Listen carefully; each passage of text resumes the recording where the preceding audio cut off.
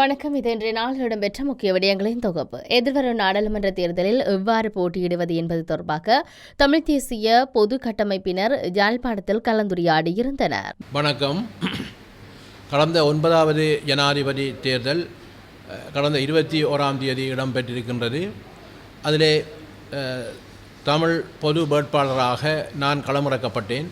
என்னை களமிறக்கியவர்கள் இங்கே இருக்கின்ற எமது தமிழ் தேசிய பொது கட்டமைப்பைச் சேர்ந்த சிவில் அமைப்புகளை சேர்ந்த பிரதிநிதிகளும் தமிழ் தேசிய கட்சிகளை சேர்ந்த கட்சி தலைவர்களும் ஒன்றிணைந்து அதில் 83 அமைப்புகள் ஒன்றிணைந்து என்னை ஒரு பொது வேட்பாளராக சங்கு சின்னத்திலே இறக்கியிருந்தார்கள்.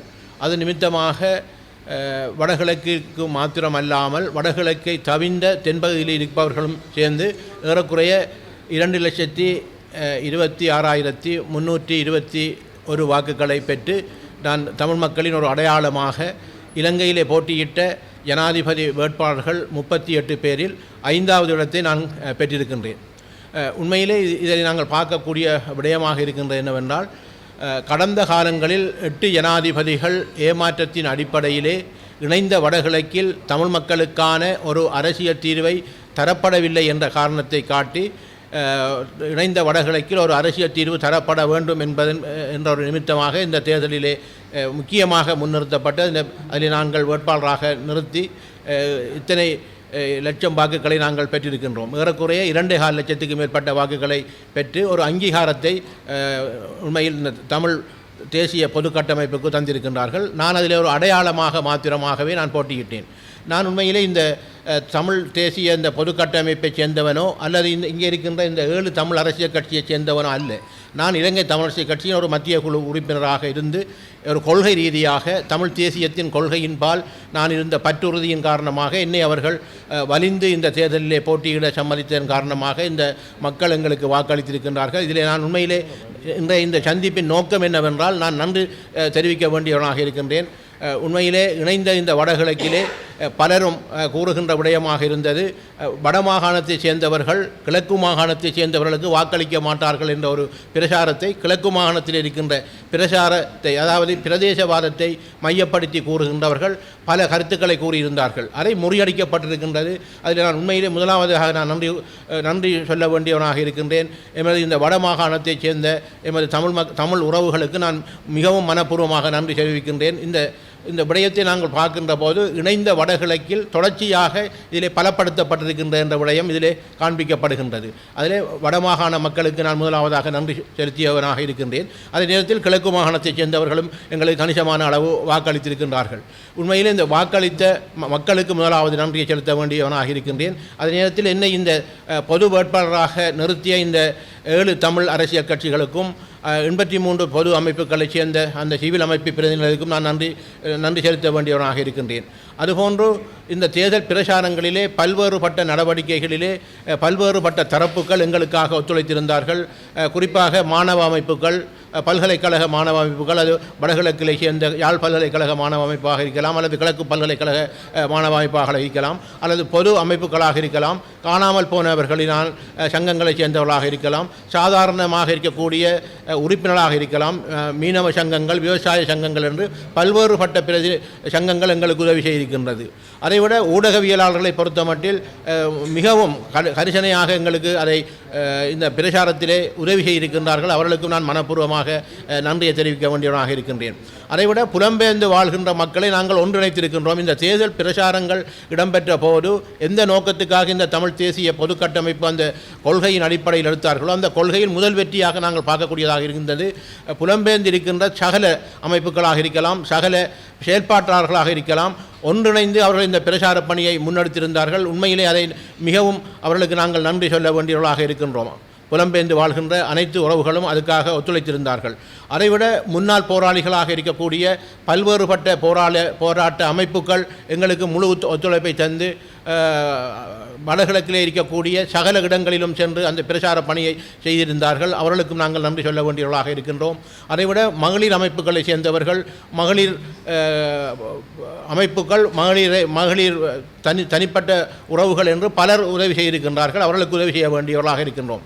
அதைவிட இந்த இலங்கை தமிழரசுக் கட்சியை பொறுத்த மட்டில் இலங்கை தமிழரசுக் கட்சி உத்தியோகபூர்வமாக ஒரு சிலர் எடுத்த முடிவின் காரணமாக உத்தியோகபூர்வமாக எங்கள் இந்த தமிழ் பொது வேட்பாளர்களை ஆதரிக்காவிட்டாலும் கூட 90% இலங்கை தமிழரசுக் கட்சியைச் சேர்ந்தவர்கள் இந்த பிரச்சார பணியிலே வெளிப்படையாகவும் இரகசியமாகவும் எங்களுக்கு பல உதவிகளை செய்திருக்கின்றார்கள். ஆகவே இந்த இலங்கை தமிழரசுக் கட்சியைச் சேர்ந்து பலருக்கும் நாங்கள் நன்றி செலுத்த வேண்டியவர்களாக இருக்கின்றேன். ஏனென்றால் நான் சிலர் கேட்கலாமே மற்ற கட்சியைச் சேர்ந்தவர்கள் செய்யவில்லையா என்று கேட்பார்கள். ஆனால் இதை இருக்கின்ற எங்கள் 7 கட்சிகளும் தொடர்ச்சியாக உதவி செய்தவர்கள். அவர்களை நாங்கள் நன்றியுடன் பாராட்டுகின்றோம். இந்த கட்சிக்கு அப்பாலிருந்து செய்தவர்களாக நாங்கள் பார்க்கக்கூடியவர்களாக இருக்கிறோம். தமிழர் விடுதலை கூட்டணியைச் சேர்ந்த தமிழ் உறுப்பினர்கள் அதில் செய்திருந்தார்கள். அதைவிட மன்னார் கரையோர பிரதேசத்தில் காணப்படுகின்ற இல்மைட் அகழ்வு தொடர்பான பொது அமைப்புகள் மற்றும் மாஸ் மிரல் நிறுவனம் ஆகிய இருதரப்பும் உடன்பட விடயமாக திட்டம் முன்னெடுக்கப்படுகின்ற போது மக்களுக்கு திருப்திகரமான விழிப்புணர்வை ஏற்படுத்திய பின்னர் பொதுமக்களின் அனுமதியுடன் மக்களின் விருப்பத்துடன் அரசாங்கத்தின் அனுமதியின் பிரகாரம் குறித்த திட்டம் முன்னெடுக்கப்படும் என இருதரப்பினரும் உடன்பட்டுள்ளதாக மன்னார் மாவட்ட அரசாங்க அதிபர் ஹனகேஸ்வரன் தெரிவித்தார். காணப்படுகின்ற இல்மனைட் அகழ்வு சம்பந்தமாக மாஸ் மினரல் பிரைவேட் லிமிடெட் நிறுவனத்தினால் அதுக்குரிய முயற்சிகள் நடைபெற்று கொண்டு வருகிறது. அது சம்பந்தமாக அவர்கள் ஏற்கனவே புவிச்சரித திணைக்களத்திடமிருந்து மற்றும் கரையோர பாதுகாப்பு திணைக்களத்திடம் பெற்ற அந்த அனுமதியின் பிரகாரம் தங்களுடைய ஆராய்ச்சிகளை மேற்கொண்டு வருகிறார்கள். இது சம்பந்தமாக இன்றைய தினம் இங்குள்ள திணைக்களங்களின் தலைவர்கள் மற்றும் இங்குள்ள பொது அமைப்புகள் மற்றும் பொதுமக்களுக்கு அது சம்பந்தமாக விழிப்புணர்வூட்டும் நிகழ்வு இடம்பெற்றது. இந்த கருத்தாடல் இன்றைய தினம் அந்த கலந்துரையாடல் மக்களுடனான கலந்துரையாடல் மிகவும் ஆக்கபூர்வமான முறையிலே நடைபெற்றது. அதிலே முக்கியமாக இந்த திட்டம் தொடர்பான அவர்கள் இந்த எதிர்காலத்தில் முன்னெடுக்கப்படுகின்ற அந்த திட்டங்கள் தொடர்பாக இங்குள்ள அமைப்பு பிரதிநிதிகளுக்கு அவற்றை வழங்கி அவர்கள் அந்த குறிப்பிட்ட அந்த அறிக்கையை பெற்ற பின்பு மக்கள் அமைப்பினர் பொதுமக்கள் அமைப்பினர் இங்குள்ளவுடன் கலந்துரையாடி அது சம்பந்தமான அறிக்கையினை ஜனாதிபதி அவர்களுக்கும் அதே போன்று மாஸ் மினரல் நிறுவனத்துக்கும் வழங்குவதென்றும் அதை வைத்துக்கொண்டு எதிர்காலத்திலே தீர்மானம் எடுப்பது சம்பந்தமாகவும் மற்றது எதிர்கால உண்மையிலே அந்த 2 தரப்பும் உடன்பட்டபடியும் திட்டம் முன்னெடுக்கப்படும் பொழுது அது மக்களுக்கு திருப்திகரமாக விழிப்புணர்வு ஏற்படுத்திய பின்பு பொதுமக்களின் அனுமதியுடனும் பொதுமக்களின் விருப்பத்துடனும் அதே போன்று அரசாங்க அனுமதியின் பிரகாரம்தான் அந்த திட்டம் நடைபெறும் என்பதில் அந்த 2 தரப்பினரும் உடன்பட்டிருக்கிறார்கள். திட்டம் இந்த 2 அனுமதியின் பிரகாரம் நடைபெறும் இடத்து இங்கே கிடைக்கின்ற அந்த லாபத்திலே கூடுதலான பங்கினை இந்த பிரதேச மக்களும் அனுபவிக்கக்கூடிய வகையில் அதன் லாபத்தை அது பொதுமக்களும் அந்த நன்மையை பெற்று தரக்கூடிய வகையில் பகிர்வதற்கும் அந்த 2 தரப்பினரும் உடன்பட்டமே ஒரு முக்கிய விடயமாக இருக்கின்றது. இந்த விடயங்களை கருத்தில் கொண்டு எதிர்காலத்திலே இது தொடர்பான கலந்துரையாடல்கள் நடைபெற்று அதன் மூலம் இந்த திட்டம் தொடர்பாக எதிர்காலத்திலே தீர்மானம் எடுக்க இருக்கின்றன. மன்னார் பிரஜர் குழு தலைவராகிய நான் இன்றைய நாளில் எங்களுடைய அரசு அதிபருடைய தலைமையில் நடைபெற்ற கூட்டத்தில் மிகவும் முக்கியமான விடயங்கள் கலந்து ஆலோசிக்கப்பட்டது. கனியம்மண் அகழ்வுக்கு எதிராக முக்கியமாக எங்களுடைய மன்னார் மக்கள் பல ஆண்டுகளாக எதிர்ப்பு தெரிவித்திருக்கின்ற வேளையிலும் சில நிறுவனங்கள் பல முயற்சிகளை மேற்கொண்டு அந்த முயற்சியை முன்னெடுக்க நடவடிக்கைகளை மேற்கொண்டிருப்பதை அறியக்கூடியதாக இருந்து அதில் ஒரு நிறுவனமாகிய மாஸ் மினரல் பிரைவேட் லிமிடெட் இந்த முயற்சியை முன்னுரமாக முன்னெடுப்பதற்காக எல்லா விதங்களிலும் முயற்சிகளை முன்னெடுத்து கொண்டிருக்கிறோம். அதை நாங்கள் வன்மையாக கண்டிப்பதோடு அந்த திட்டம் பற்றி நாங்கள் பொதுமக்களோடும் எங்களுடைய புத்திஜீவிகளோடும் எங்களுடைய சமூக தலைவரோடும் கலந்துரையாடி முக்கிய முடிவுகள் எடுத்து அதை அவர்களோடு பகிர்ந்து கொள்வதாகவும் எங்கள் புதிதாக வந்திருக்க அரசாங்கத்தோடு எங்களுடைய கருத்துக்களை பகிர்ந்து கொண்டு எடுக்கிற முடிவை பற்றி நாங்கள் மீண்டும் அறிவிப்போம் என்று சொல்லியிருக்கிறோம். சமூக மேம்பாட்டு இணையத்தின் உறுப்பினர்கள் ஊடக சந்திப்பினை நேற்றைய தினம் நடத்தியிருந்தனர். இணையம் பலிகாம மேற்கினூடாக இந்த முறை பாராளுமன்ற தேர்தலிலே களமிறங்க இருக்கின்றோம். உண்மையிலே கடந்த பிரதேச சபை தேர்தலிலே சுயேட்சை குழுவாக பலிகாம மேற்கிலே களமிறங்கி 2 ஆசனங்களை பெற்று நாங்கள் அந்த பலிகாம மேற்கு பிரதேச சபையிலே எங்களுடைய மக்களுடைய அபிவிருத்தி வேலை திட்டங்களை மேற்கொண்டு வந்தாங்கள். இந்த முறை பாராளுமன்ற தேர்தலிலே சமூக மேம்பாட்டு இணையத்தின் ஊடாக யாழ் மாவட்டத்திலே இருக்கின்ற அனைத்து புத்திஜீவிகளையும் இளைஞர்களை மக்களையும் ஒன்று சேர்த்து பாராளுமன்ற தேர்தலில் களமிறங்கிறதுக்கு ஆயத்தமாகிக் கொண்டிருக்கின்றோம். உண்மையிலே வருகின்ற இந்த பாராளுமன்ற தேர்தலிலே சரியான முறையிலே மக்களுக்குரிய உரிமைகளையும் மக்களுடைய அபிவிருத்தி வேலை திட்டங்களையும் செய்வதற்காக இந்த அணி சரியான முறையிலே செயற்படும். சரியான ஒரு நேர்த்தியான வழிநடத்தலின் கீழே எங்களுடைய மக்களை, தமிழ் மக்களுக்குரிய தேவைகளை இனங்கண்டு செயற்படும் என்பதை இந்த இடத்திலே நான் கூறிக்கொள்ள விரும்புகின்றேன். இருக்கின்ற வேளையிலே இந்த யாழ்ப்பாணத்திலே அனைத்து தமிழர் பகுதிகளிலேயும் தேர்தல் சம்பந்தமான விடயங்கள் ஆராயப்பட்டு வந்து கொண்டிருக்கின்ற வேளையிலே உண்மையிலே தென்னிலங்கையிலே எப்படி ஒரு மாற்றம் ஒன்று நிகழ்ந்ததோ அதே மாற்றம் வடபகுதியிலேயும் நிகழ வேண்டும் என்பதை நான் இந்த இடத்திலே தெரிவித்துக் கொள்ள விரும்புகின்றேன். உண்மையிலே யாழ் மாவட்டத்தை பொறுத்தவரையில் வடக்கு இருந்தாலும் சரி, கிழக்காக இருந்தாலும் சரி, இன்று தமிழர்களை ஏமாற்றி தமிழர்களை இதுவரை காலமும் ஒரு பகடக்காயாக்கி தமிழ் அரசியல்வாதிகள் நடந்து வந்திருக்கிறது என்பதை யாராலையும் மறக்க முடியாது. இன்று யுத்தம் முடிந்து 14-15 ஆண்டுகளாக தமிழ் மக்களை தமிழர்களுடைய ஏகப்பிரதிநிதிகள் என்று சொல்லப்படுகின்ற தமிழரசு கட்சியாக இருக்கலாம், தமிழ் காங்கிரஸாக இருக்கலாம், இவர்கள் எல்லாரும் தமிழர்களை ஒரு ஏமாற்று நாடகம் போட்டு தங்களுடைய சுய லாப அரசியலை செய்து வருகின்றார் என்பதை யாரும் அறிந்த ஒரு விடயம். இன்று தென்னிலங்கையில் எப்படி மாற்றம் ஏற்பட்டதோ அதே மாற்றம் வடபகுதியிலேயும் ஏற்படுவதற்காக இளைஞர் அணிகளாக சேர்ந்து இன்று இளைஞர் அணிகள் பாராளுமன்ற தேர்தலில் களமிறங்க முன்வந்திருக்கின்றார்கள். அந்த வகையிலே தான் நாங்களும் இந்த முறை பாராளுமன்ற தேர்தலில் களமிறங்கிறதுக்கு ஆயத்தமாகிக் கொண்டிருக்கின்றோம். உண்மையிலே தமிழ் அரசியல்வாதிகளை பொறுத்தவரையில் அவர்கள் அனைவரும் இதுவரை காலமும் தமிழர்களை ஏமாற்றி அரசியல் நடத்திய தமிழ் அரசியல்வாதிகள் அனைவரும் இந்த முறை வீடு செல்ல வேண்டும் என்பதை நான் இந்த இடத்திலே வன்மையாக கேட்டுக்கொள்கின்றேன். ஏனென்று சொன்னால் தமிழ் மக்களை இவ்வளவு காலமும் ஏமாற்றி தமிழர்களுடைய சுயநிர்ணய உரிமை, தமிழர்களுடைய தாயகம், தமிழர்களுடைய தேசியம் என்றெல்லாம் தமிழர்களை எந்தளத்துக்கு ஏமாற்ற முடியுமோ அந்தளத்துக்கு ஏமாற்றி தமிழர்களை ஒரு பகடக்காயாக்கி இருக்கின்றார்கள்.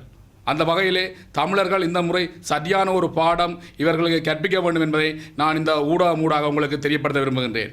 உண்மையிலே இந்த தமிழ் தேசியத்தை பொறுத்தவரையில் தமிழ் தேசியம் கதைக்கின்றவர்கள் இன்று தமிழரசு கட்சியில் இருக்கின்ற யாருக்குமே அருகதை இல்லாதவர்கள். உண்மையிலே போராட்டம் முடிந்து இன்று 35 வருடம் 40 வருட கால போராட்டம் முடிவடைந்து இவ்வளவு வருடத்திலே ஒரு பெற்றுக்கொள்ள முடியாத ஒரு தீர்வை இன்று இவர்கள் தாங்கள் பெற்றுக்கொள்வோம் என்று சொல்லி சும்மா தங்களுடைய சுயலாப அரசியலுக்காக மக்களை ஏமாற்றி கொண்டு வருகின்றார்கள். நாங்கள் இதை வன்மையாக கண்டிக்கின்றோம். தமிழர்களாக வாழ வேண்டும். தமிழர்களுடைய சுயநிர்ணய உரிமையாக வாழ்வதற்கு இளம் தலைமுறையினருக்கு அவர்கள் வழிவகுத்து கொடுக்க வேண்டும். இவர்கள் அனைவரும் தங்களுடைய சுயலாப அரசியலை விட்டு அவர்கள் தங்களுடைய வீடுகளுக்கு செல்ல வேண்டும் என்பதை நான் இந்த இடத்தில் கேட்டுக்கொள்ள விரும்புகின்றேன்.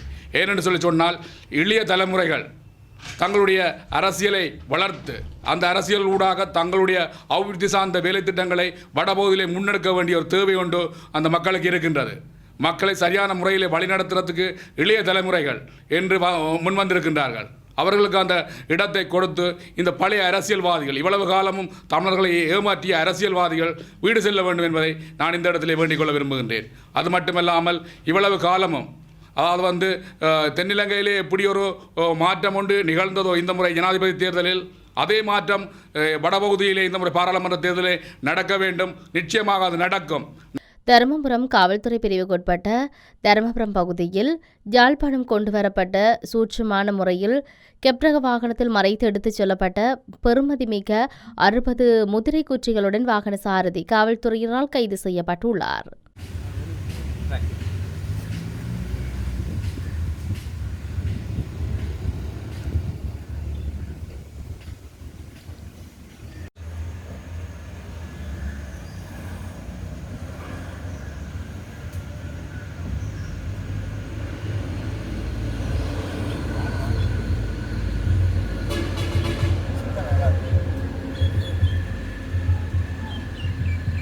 மாவீரர் போராளிகள் நலன் காப்பகம் அமைப்பின் ஊடக சந்திப்பு யாழ்ப்பாணத்தில் இடம்பெற்றது. திலீபன் அவர்களின் 37வது ஆண்டு நினைவஞ்சலி. இந்த நாளை தமிழ் தேசம் அவருடைய தியாகங்களை, அவருடைய இளமைக்கால நினைவுகளை, அவர் இந்த விடுதலைக்காக தந்த இளமை வாழ்க்கையையும் திறந்து பதவி பட்டங்களையும் திறந்து இந்த இனத்திற்காக தன்னை அர்ப்பணித்த நாளை தமிழர் தாயகமெங்கும் ஒரு சேர நினைவு கூர்ந்து கொண்டிருக்கின்றது.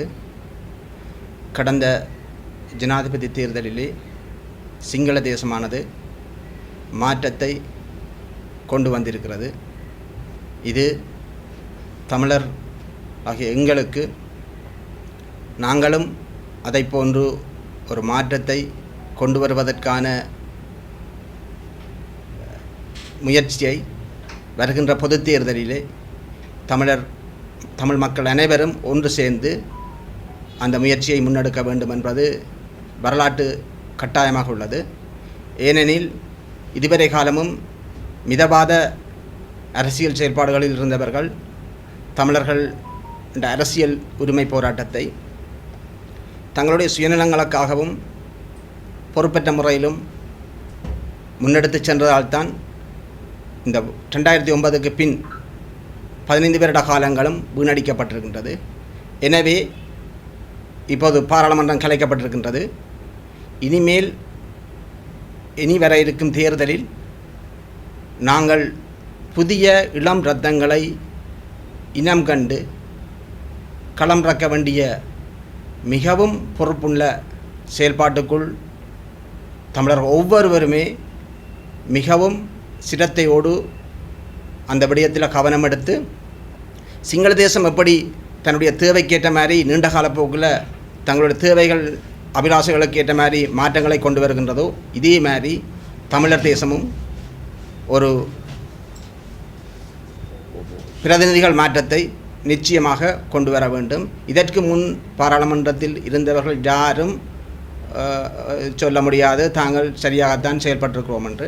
எனவே அந்த விடயங்களை நாங்கள் விளங்கி கொண்டு மாற்றம் ஒன்றை மாறாது என்ற அந்த கோட்பாட்டுக்கு அமைவாக மாற்றங்களை ஏற்படுத்தி எங்களுடைய அரசியல் தளபதியை நாங்களே தீர்மானிக்கக்கூடிய மாதிரி பிரதிநிதிகளை தெரிவு செய்து பாராளுமன்றத்துக்கு அனுப்பி சிங்கள தேசம் அந்த மாற்றங்களை கொண்டு வந்த மாதிரி தமிழர் தேசமும் மாற்றத்தை கொண்டு வந்து எங்களுடைய உள்ளக சுய உரிமையின் அடிப்படையில் நாங்கள் ஒரு அரசியல் தீர்வை முன்னெடுத்து செல்வதற்கான முயற்சிகளை இந்த மாற்றத்தின் பால் தான் கொண்டு வர முடியும் என்று நம்புவதால் மிகவும் பொறுப்போடு இந்த தாயக தமிழ் மக்கள் அனைவரிடமும் தமிழ் பேசும் மக்களிடமும் மிகவும் அந்யோன்யமாக ஒரு வேண்டுகோளை எமது அமைப்பு சார்பாக விடுக்கின்றோம். வர இருக்கும் பாராளுமன்ற தேர்தலில் மிகவும் பொறுப்புள்ள பிரதிநிதிகளை தெரிவு செய்ய வேண்டும் என்பதும் பழைய முகங்களையே திருப்பி கொண்டு வராமலும் புதிய முகங்களை கொண்டு வந்து அதற்கான மாற்று தீர்வாக முன்னிறுத்துமாறு மிக பணிவன்படுத்துடன் கேட்டுக்கொள்கின்றோம். ஜனாதிபதி அனுர்குமார் திசாநாயக்கவின் கிழக்கு மாகாண ஆளுநரால் நியமிக்கப்பட்ட நந்தலால் ஜெயரத்ன மற்றும் வடக்கு மாகாண ஆளுநர் ஆகியோர் இன்றைய தினம் ஆளுநர் செயலகத்தில் தமது கடமைகளை பொறுப்பேற்றுக் கொண்டனர். அனைவருக்கும் வணக்கம். இன்று ஆளுநராக பதவியேற்றுக் கொண்டேன். இதற்காக முதல் அதிமிக ஜனாதிபதி அவர்களுக்கு நான் நன்றியை கூற கடமைப்பட்டிருக்கின்றேன். நான் வேறு ஜனாதிபதி இருந்திருந்தால் நான் இந்த பதவிக்கு வந்திருக்க மாட்டேன். அது மட்டுமல்ல, வேறு ஜனாதிபதியாக இருந்திருந்து கேட்டாலும் நான் வந்திருக்க மாட்டேன். அவை இன்றொரு மாற்றத்தை உணர்கிறேன். ஜனாதிபதி அவர்கள் ஒரு முழு நம்பிக்கையோடு நேர்மையாகவும் மக்களுக்கு ஊழலற்ற நிர்வாகத்தை வழங்க வேண்டும் என்று அவர்களுடைய லட்சியம். அந்த லட்சியத்தை 100% அடைவதற்கு நாங்கள் துணை நிற்போம். அவர்களுடைய கருத்தை பலப்படுத்துவதற்கு நாங்கள் நிச்சயமாக உதவி செய்வோம். ஊழலை ஒழித்து ஏழை மக்களுடைய வாழ்வாதாரம் உயர்வதற்கு நாங்கள் பாடுபடுவோம். அதிமேதகு ஜனாதிபதி அவர்கள் இங்கு ஜனாதிபதியாக வந்ததையிட்டு நாங்கள் எந்தவித பயமும் எந்தவித தலையீடுமின்றி வேலை செய்வதற்கு ஒரு வாய்ப்பு கிடைத்திருக்கிறது. இந்த வாய்ப்பை நாங்கள் சரியாக பயன்படுத்தி நமது மக்களுக்கு சிறந்த சேவையை ஆற்றுவதற்கு எல்லாம் வல்ல இறைவன் தான் இந்த ஜனாதிபதியை இந்த நேரத்தில் தந்திருக்கிறார். இறைவனுக்கு நன்றி கூறி அதேமாதிரி ஜனாதிபதி அவர்களுடைய லட்சியம் முழுமையாக ஈடுற நாங்கள் பூரண ஒத்துழைப்பு வழங்குவோம் என்று கூறிக்கொள்கிறேன். நன்றி. இத்துடன் இன்றைய நாளில் இடம்பெற்ற முக்கிய விடயங்களின் தொகுப்பு நிறைவடைகின்றன. வணக்கம்.